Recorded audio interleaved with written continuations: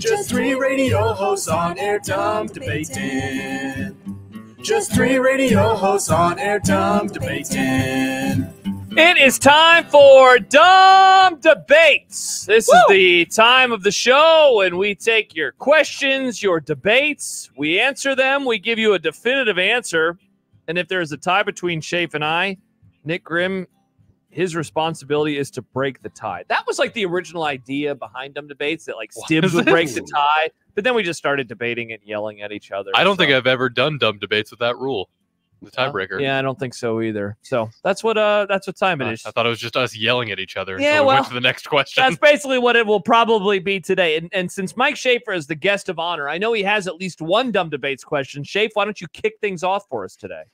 Yeah, I was at lunch, was looking for something to watch and was on Netflix, and then I started thinking about how many other series that emanated somewhere else are now arriving on Netflix and people are discovering for the first time, but they're not Netflix originals. And then I was like, I wonder what the best Netflix original show would be, or what you think, Josh, the best Netflix original show. And I'm going to limit this to like series, not movies, not like docu-series or documentaries. How about ones that started somewhere else and then Netflix bought the rights to it to finish it off? So like they did like a Black Mirror, for example, would fall under this purview. Yeah. I'll allow it. Okay. You will allow it? Yeah, I'll allow it. Okay. Well, So I didn't need Black Mirror, but Shafe, what's your pick? So obviously I don't know that they would qualify as best. So I think they're pretty well regarded. Each of them are. The one that I absolutely am still devastated that did not continue. It got 2 seasons. And the first season was phenomenal. And the second season I thought was really good too. Maybe not as good. Was Mindhunter with Jonathan Goff, I believe, or Groff. I don't remember. Groff, I think. Yeah. David King Fincher, George baby. and Hamilton. But that show was so good. And they were setting up something with the BTK serial killer, that there was going to be a payoff to that we never really got to. And it was a David Fincher thing, and they had 2 good seasons, and then it was just gone. And then I know it was really expensive. Yeah. Well, and it was really it's one of the few things that actually feels like a 10-episode movie because of the way that it's shot, and just like, remember how the first season ended with that Led Zeppelin song that's like 10 minutes long? That was awesome. And so, I mean, that's the one that comes to mind for me first. The other one that I didn't get into right away, it took a while, and then I watched it, and it was one of those where I really spaced out the 3 seasons of it. But I really, really liked Narcos. Like the blend of never seen it. Historic. I think you would call it historic fiction, or it's the hunt for Pablo Escobar essentially, and then it turns into just the drug trade and the war on drugs from the United States side of things, and what that does to Colombia and all the people caught in the middle of it. And it's just really, really entertaining, really well done. And those are probably the 2 that come to mind. And then the third, and it's so hard because I'm really weird about this, and I don't know that it gets to qualify, even though it's maybe one of my favorite shows ever. Like, I love BoJack Horseman, but that's one of my 3, man. Yeah, for sure. I just don't know what to do with that, because I'm weird about shows that aren't like full-length hour shows or what. Like, I'm very strange about. I always ding comedies for being comedies. The best show ever is a half-hour show. I refuse to believe that's a possibility. Yeah, I just can't. What a wild take. So I had 3 shows that I was narrowing mine down to as well, Shafe. That was one of them. BoJack Horseman was one of them. Just an incredible show that made you feel every part of your emotional fiber. Another one that is kind of a half-hour show, but they're longer episodes. And it's funny because I've seen the first 2 seasons. I haven't seen the third, mainly because I know it's not the show. It's a different kind of spinoff, and that's Master of None. I adore that show. I've rewatched the first 2 seasons. I've only watched the first 2 as well. Yeah, I never got around to season 3. And the other one, and this might be a little recency bias because I did rewatch most of it around Christmas time, and it is only 1 season for now, and that is Squid Game, which I very much enjoyed Squid Game. I think my pick You know, it's funny. I've rewatched Master of None a bunch. I have never done a full rewatch of BoJack. I feel like I can't do a free because it's full very rewatch. dark and depressing. Yeah, I think my pick would probably be Master of None. I love Master of None. I think it's a great hang. And I think it's very funny, but it can be very serious as well. So I think my pick would probably be Master of None. So I don't know if it's my personal pick, but I feel like it's the right answer. Oh, Arrested Development. Oh, yeah. I know, but that's why I was asking earlier. See, but the seasons that they have made sucked, in my opinion. But that's why I asked at the beginning. Yeah, I don't think that counts. I feel like you have to go with the different one. Queen's Gambit. Oh, I loved Queen's Gambit. It was really good. That was a good show. Very good one. Love, Death, and Robots is really good. Never seen that. It's like animated sci-fi kind of Black Mirror-esque kind of thing. That was really good. What about House of Cards? Did people like House of Cards? I didn't watch it, but I did. Yeah, I did, and then it just got worse and worse, and then I just stopped. At some point, I was like, it fell off the train tracks. Ooh! Spoiler alert. Or Ozark too. Ozark was a fun binge show. I don't think it holds up to like I thought the last season kind of stunk. Yeah, Queen's Gambit might be my answer, honestly. Yeah.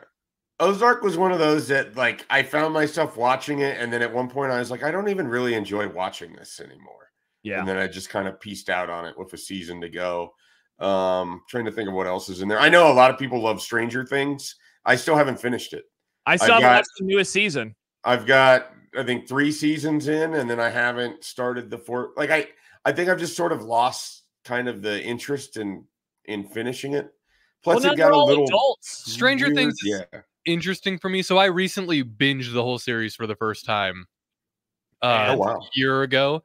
And there's a lot of really cool scenes in Stranger Things, but I don't really care about the show overall. I never got into it as much as a lot of people did. I thought it was fun for what it was, but it wasn't totally my cup of tea. I'll throw out an honorable mention for a 3-season show set in Germany called Dark, which was this weird ass time travel show. That if you're looking for a show that is weird, I would highly recommend Dark. I don't think many people have watched that one though in my orbit, but I was a. Have either of you watched Glow? No. I really enjoyed it. Really funny. Was not my introduction to Mark Maron, but like really got me on a Mark Maron kick for a while. And obviously, I mean, growing up with Community, adore Allison Brie, so pretty much anything she's in, I'm going to be interested in. Taylor writes, we need more Severance. That they just dropped the little teaser for season 2. That's an Apple show, but that's coming back hopefully soon. I haven't watched Severance yet. Severance is awesome. Another Severance. Another Netflix one that I liked. They did a Scott Pilgrim series that was based off of the comics, but they went a completely different direction from the comics. But that was really well done. It was a fun zigzag kind of take on it. Jordan brings up Orange is the New Black. That was another show that I liked the first season, especially. I think I liked the second season. Yeah. Never watched that. Never watched Unbreakable Kimmy Schmidt. There's one that people liked a lot. Yeah, I liked that show. Never got into those. What's the worst Netflix one that you can think of? That I've watched? Yeah. Like a full season of? I feel like we're a little different where I'm a completionist and I will like sort of force my way through. You just watched Stranger Things. Yes. And Ozark. Yes, but like I'll at least, if I start a season, I'll at least get through the first season, I think. Oh, okay. Man, I don't know. I'm trying to think of show. I've punted on quite a few shows. There was the one that was like kind of like a pandemic allegory where the little kid has like horns or whatever. That came out a few years ago. Will Forte, I think, was in it. I liked the first couple episodes and then I just bowed out. I tried to watch Lost in Space, but I couldn't really get that far into it. Never seen that one. By the end of it, I really hated Baby Reindeer. I don't know if either of you have. Is that's this year, right? That's a this year show. Yeah, I heard good things, but I never got around. By the end of it, I was so done with that show and just over it in the sort of manipulative way that it's made. Nick says Lilyhammer was the Netflix first series and one of the best. I never have watched a Lilyhammer. I haven't either. It gets recommended or it pops up there where it's like, you should watch this. Yeah. And I think maybe I should, but then I don't. Never do. Next question from Joe. Would you trade the College World Series being in Omaha for an NBA team? No. So we lose the CWS. Nick, you lose being in a stuffy booth with John Bishop for 2 weeks, and then instead you get a professional sports franchise in Omaha from October until maybe June. But I like baseball, and but I like being involved with You didn't baseball. like baseball 2 years ago. But I've always a little part of me, like I loved The Sandlot when I was a kid, so a little part of me has always liked baseball. I don't care about basketball. Yes, give me the NBA team. That sounds absolutely awesome. We're in NBA city now, Shafe. Yeah, I was like, yeah, I think you take the NBA team, but then I think about it and it's like, are you really gonna, if you have a bad NBA team, if you have the equivalent of whatever I assume Charlotte the is Spurs. right now. We'd have Wemby. Yes. Oh, hell yeah. We get the Spurs tomorrow? Yeah. Give me Wemby and the Spurs in Omaha. Well, and then the Spurs aren't really who I think of when I think of a bad NBA team. I mean, like, what is the most see, even then, like they've had Dominic Wilkins, they've had stars, they've had opportunities. They've been who's the most nondescript team in the NBA right now? Is that what you're asking? What if we got the Brooklyn Nets as they currently are structured with that roster? I don't think it'd be fun. Yeah, it would. That does sound pretty horrible. But then you're just like one of 32 cities that has an NBA team. Yeah, but that's cool. You're one of 32. There's only 32. Well, I guess there's fewer. You can sort of look at it like every home game you have an opportunity to watch just world-class athletic. LeBron James is coming to Omaha to probably sit on the bench because of load management, but that still sounds cool. Kawhi Leonard will definitely be on the bench. Have you been to an NBA game, Josh? I have been to one NBA game. I saw the Nuggets play the Mavericks in 2003. Nug boy. Yeah. Carmelo Anthony's rookie year. Michael Finley, Steve Nash, Dirk Nowitzki. What a time to be alive. What was Sean Bradley like in person? I don't think he was on the roster. Yeah, that was the joke. Yeah, okay. I apologize. I missed it. Yeah, back to the dumb debates questions. Tay asks, tomorrow is my birthday. What is the Happy birthday? Happy birthday, Taylor. Happy birthday. What is the best birth date of all time and why? So is the question birthday? Who has the best birthday? Well, I think he's asking what would be the best day to be born. Is that what it is? What's the best day to be born? Probably sometime in May. Is that when it is, Nick? Well, it's a good time. It's not just because it's my birth. The month we talked about this a couple weeks ago. Yeah. John, Nick, and I all agreed that we don't want to trade our birthdays away. Right. I wouldn't trade. I like being in October. I'm good with that. Wow, look at us. We all love our birthdays. I was going to answer this in a very weird way. Okay. I feel like as an adult who doesn't care about his birthday, and then as you get older, you increasingly care less about your birthday. And then you don't even really want people to know that it's your birthday. Wouldn't the answer be like the leap year date, like 229? Not a bad idea. You sort of get erased 3 out of the 4 years, and then people forget that it happens. And then you could maybe potentially get in a cycle where no one ever wonders if it was your birthday. And then if you never tell anyone that it's your birthday and no one would know, it could just be like removed from it being a thing. Not a bad idea, Shafe. Not a bad idea. Oh, Why Not Hoiberg says 4/20/1969. Nice. Ignoring that 4/20 is Hitler's birthday. Oh, famously, people forget. And someone I went to high school with, Jessica. Oh, yeah. Tough look for her. Happy birthday, Jessica. On 4/20. I always reminded her that was Hitler's birthday. I'm sure she loved that. She was not a fan of that joke. Along the lines of 69 jokes. Nice. Jeff writes in June 9th, 1969. Nice. 6969. Wow. That would be awesome. What a year. We have to wait. Kids who aren't born yet in 2069 don't know how lucky they are. Oh my gosh. Can you imagine all the jokes? If Twitter is still around in 2069, that is going to be the best year of all time. Unless there's another pandemic. Then it'll be the worst year of all time. How old would I be in 2069? I will turn in 2069. I will turn 81. I'll be 70. I'd be 82. Wow. Look at us, Shafe, in our 80s. Yeah. I'll be in my 70s, a spry young boy. Poll question. Will we all be alive in 2069? I hope so. You hope so. I just want to say nice the second that the clock hits midnight on And New then you're Year's, good to and then I'll go. croak. Nice. Dude, when that clock hits New Year, that's, again, whatever form of social media we have, nice. It's going to be great. Whatever the young generation is, they're going to hate us so much. We're going to say, you don't understand how funny this is. You don't get how nice it is. We're going to call it the nicening. The nicening. What a nice year that'll be. The nicing.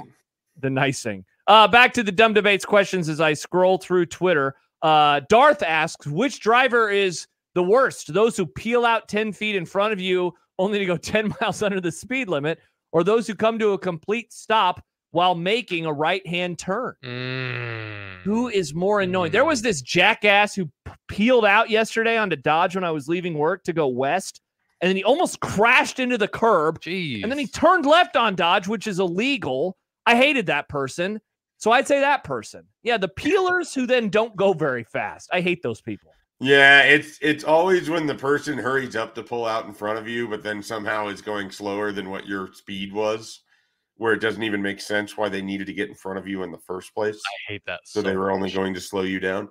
Yeah. I don't have as much disdain for people who slow down to turn right on red, because there could be, pedestrians or many things to be looking for. No, in that context, that makes sense. But there are people who will just straight up stop and then turn right without a reason to. They just don't know how to turn. Yo, you're saying like not at a stoplight? Yeah. Like turning into a restaurant, for example. Yes. Oh, I hate that. Oh, I thought he was at a red light.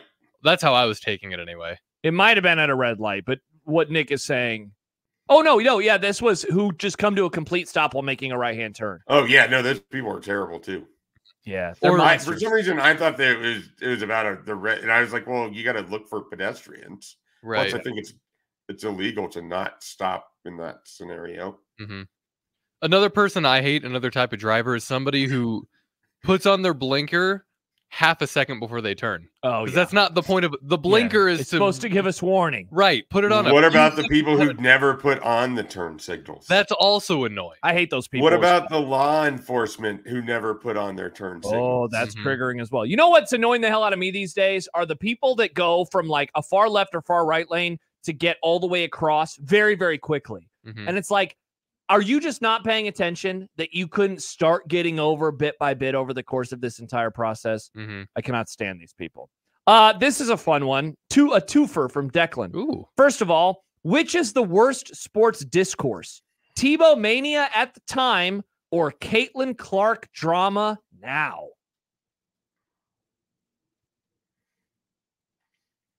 It's interesting. I have my answer. I can give you my answer. It feels like it's Caitlin Clark because that's what we're currently in. Yes, I would agree. And I would assume there's an element of none of us care about the WNBA to the point that you hear about it constantly now. So there's that aspect of it. But Tebow's perhaps more annoying because you do care about college football or the NFL. And he very clearly wasn't good. But then it became sort of like ironically funny watching that Denver team make the playoffs and then beat the Steelers. That was hilarious. So I think my answer is Caitlin Clark, but I remember being very annoyed by the Tebow thing. Yeah, so my thought was Caitlin Clark too. Part of it is the moment that we're living in, right? So we're stuck in this moment. So it's just like, oh, is this ever going to end? I would say Dion is more annoying than both. Oh, interesting. So one of the things that I was going to bring up is that while social media was around, it was different in 2011, 2000. Certainly when Tebow was in college, it was way different. And throughout his pro career, it was still different than it is now. And while I have to imagine that there was like we talked about Tebow and race, it's different with Caitlin Clark. Given that it's the sport of basketball, I think, and just given that I have seen the discourse and I know that, race comes up with it all the time. And so like that is always going to turn something up to 11. So not that it shouldn't be discussed, but that it's just like, it's a large part of it where I don't recall that being like this huge thing that was talked about all the time with Tebow. I was a child when the Tebow thing was happening. So it was just funny to me because it's like, oh, Tebowing, because I was a freshman in high school, whatever. The Caitlin Clark thing, I hate the discourse just because we've gotten things like that Pat McAfee thing from a couple weeks ago. Mm-hmm. That made me so angry. Oh. And there's a lot of weird toxic discourse around it. It's like people always go to extremes now. I feel like there's no room for nuance. People are like, oh, it's like this. John would say driving down the middle of the road. Uh-huh. Yeah. What were you going to say, Shave? I was just going to say your point on the change in social media is correct, because part of what annoyed me about Caitlin Clark isn't her. It's the way that social media companies and 24/7 Sports does this. So my own employers, just like they'll post a picture of her and it'd be like, what a game. And she had 27 points and 7 rebounds, which is a good game. Yes. But it's like, what are we doing? No one needs this in their feed repetitively. We don't need to know every single thing that happens all the time. And I would refer to this as the Taylor Swiftification of everything. Like, it's just a constant, every single thing becomes a social media post, which then becomes part of somehow the news cycle, which then becomes like you're just surrounded by it. And the more you don't want to see it, somehow the more it just fills up everything around you. Most of the Caitlin Clark discussion now is about the response to Caitlin, like to the discourse. Yeah. Like, we're barely even talking about her as a player anymore. It's just, hey, here's what somebody said. Mm-hmm. A couple more before we go. Well, we're talking about her as a not player on the Olympic team. That's true. Yeah, that is one of the things. Sean sent in a video of a streaker at a Reds game. Shane, you love talking about the Reds. And Sean said, need idiot streakers at the College World Series to get tased. Oh, because this fan got tased. So the question is, should streakers get tased at the College World Series next week? Shafe? I vote no. Yeah, that seems a bit much. Yeah, I'll answer for John. John will say streakers shouldn't get tased. Beach ball should. Oh, beach ball. I thought you were going to say that John said that that they should be murdered. Oh. I thought that's what John was going to say. Wow. Also should be I thought that's what he was going to say. Wow. Shane. I didn't know you thought that way about John Bishop. No, that John thought that they should be murdered. I love John. I don't want John murdered. Aaron Papillion asks, when putting on shoes and socks, what order do you put them on? I am always a left foot before right foot. It can be left sock, left shoe, right shoe, or left sock, left shoe, right shoe, but always left before right. I am a right sock first, then a left sock. Oh, I don't like the thought of that. I'm a lefty. Wow. Shafe? I can't say that I've ever thought about in which order I put them No on. way. Tomorrow morning, I would imagine that I have put my left sock on, and then my right sock on, and then my right shoe, and then my left shoe, because I have not thought about it in the slightest. Wow. This is the first time in my life I have ever given any consideration to this as a thing. No, that's so similar. I haven't thought about it until now, but then I realized that I do for sure do it left first, but that's not a conscious decision on my part. Well, Shape, I want you to start keeping track of this. And when you come back to the College World Series on Saturday, we can maybe have a little discussion on Saturday morning. That seems like a good idea. Extrapolating off of that, are you if you're wearing pants, or let's say that you are wearing dress pants and dress socks, do you put the pants on first, or do you put the socks on first? Socks always. I always put socks on first. Shorts, I put shorts on before socks. Pants. But I put socks on before I put pants on. I don't know. I think I change. I think that one is one that I'm okay to flip flop. I always put socks on. It's underwear, socks, pants, and then shirt for me. Pretty much with Nick on that one. Yeah, sometimes I put the shirt on before the pants. Sometimes the shirt's on before anything. Could you imagine what type I'm like Winnie the Pooh. Could you imagine the type of person who puts socks on before their underwear? Yeah, I've done that before, yeah? I think. Yeah. That's just the very first thing you put on is socks. So I don't always bring all of my clothes into my bathroom. Right. So it's like sometimes I go, like, if I have a basket of laundry that would just finish and maybe I pull something, whatever the first thing I see is. You just enjoy walking around freeballing it, is what you're saying. I mean, it's myself, my wife, and my dog at home. I don't care. I free ball in my apartment. I pay for it. Yeah, I don't pay an obscene amount of money every month to not walk around naked. I understand that, but I don't put socks on before I put the underwear on. The underwear is always first. Yeah, well, I'm a weirdo. I would dig for boys underwear get first. protected before anything else is happening. The boys are back in town. David texts in, dress shirt on before pants so it's easier to tuck in. Yeah. Yes. Interesting. I think I've definitely put a dress shirt on while I've only had boxers on.